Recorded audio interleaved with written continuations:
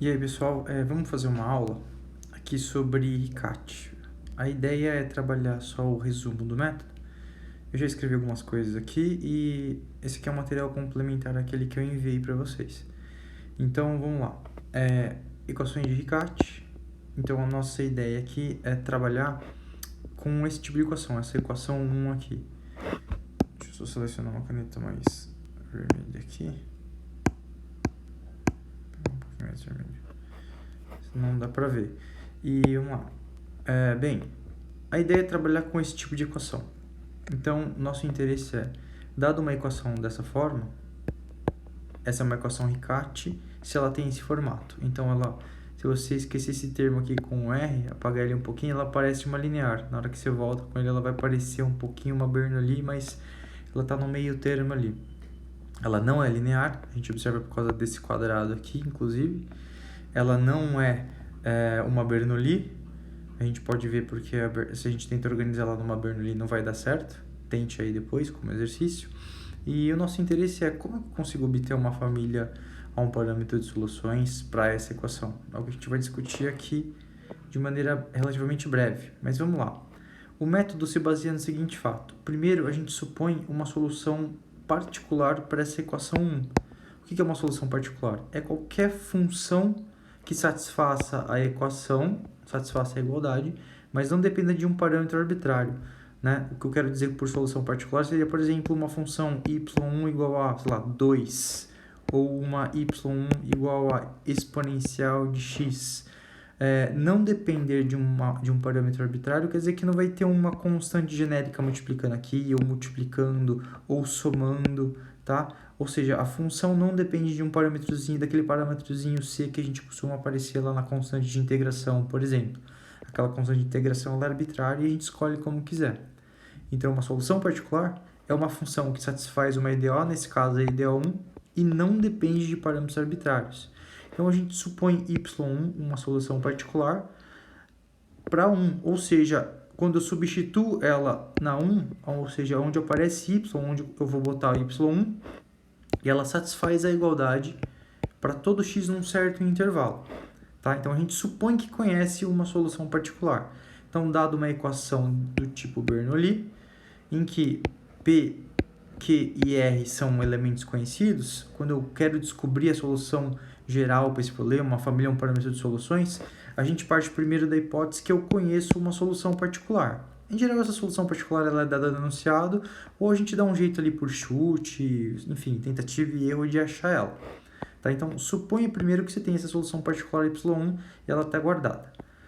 A segunda parte agora é o seguinte, para determinar a família um parâmetro de soluções para EDO1, para EDO de Bernoulli, a gente vai fazer uma outra hipótese. A gente vai buscar soluções desta forma aqui, em que y1 é aquela y1 que a gente acabou de supor, a nossa solução particular, e u é uma função ainda desconhecida.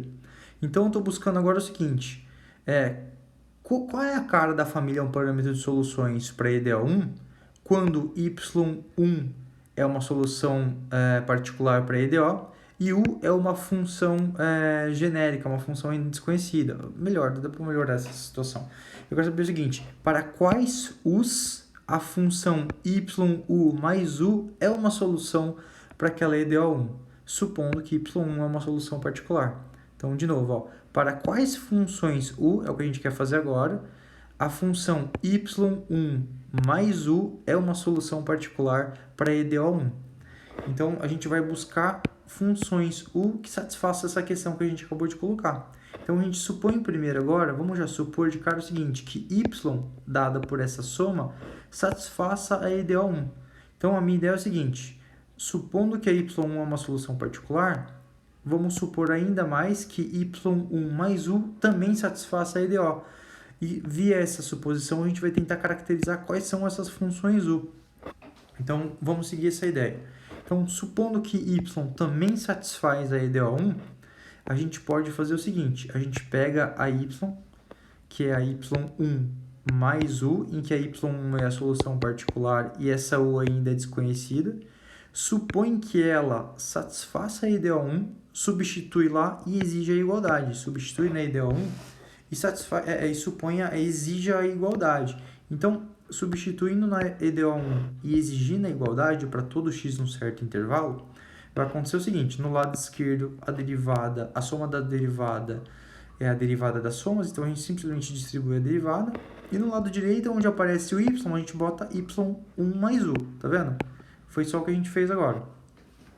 Andando mais um passo e organizando aqui o lado direito, a gente vai chegar nisso, né? Fazendo as distributivas necessárias aqui do produto com relação à soma. Aqui você desenvolve esse quadrado e depois aplica a distributiva dessa R. A gente vai chegar nesse passo aqui, nessa segunda equação, certo? Aí agora o próximo passo é o seguinte: eu vou olhar para essa y1 e vou organizar aqui no lado esquerdo esses termos que eu vou jogar para lá. Eu vou jogar esse termo lá para o lado esquerdo, esse aqui também e este outro aqui. Então a gente vai obter agora aqui no lado esquerdo esse termo todo, mais o ulinha que já estava. E aqui no lado direito agora só sobrou os outros que restaram, que permaneceram do lado direito, certo? Por que eu fiz isso? Observe esse termo aqui que eu estou enquadrando agora, ó. Esse termo aqui, por hipótese, como a y1 é uma solução para uma solução particular para esse EDO de Riccati, vamos voltar lá atrás, a gente foi na nossa posição, ó, a gente está supondo essa igualdade aqui. Como eu estou supondo essa igualdade, quando eu jogo todos esses termos para o lado esquerdo, eles vêm todos com sinal de menos e fala que a conta aqui vai dar zero. Note que essa diferença, se eu botar um menos aqui na frente, ó, entre parênteses, isso vai ser igual a zero, é justamente o que está aparecendo aqui, ó. Tá vendo? Então, esse termo enquadrado é inteirinho igual a zero. Como esse termo é inteirinho igual a zero, o próximo passo diz pra gente que essa última equação nada mais é do que reduzida a essa equação mais simples aqui.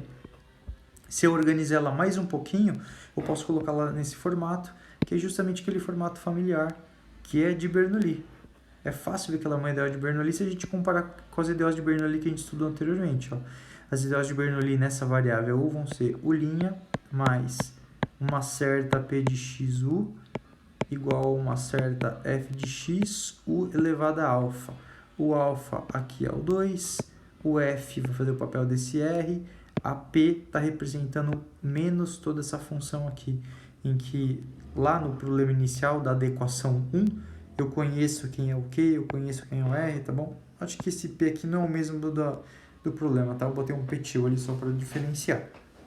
Enfim, o que a gente entende então é o seguinte, que se y1 é uma solução particular para a EDO de Bernoulli dada aquela inicial, então y1 mais u também é uma solução, ou seja, vai caracterizar uma família, um parâmetro de soluções para a EDO1, desde que a u satisfaça essa EDO de Bernoulli aqui.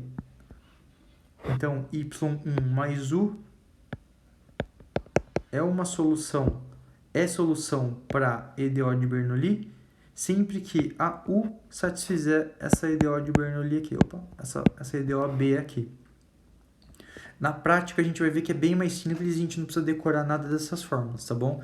Basicamente, o que a gente faz na prática é obter uma solução particular 1 via enunciado ou via chute, tentativa e erro.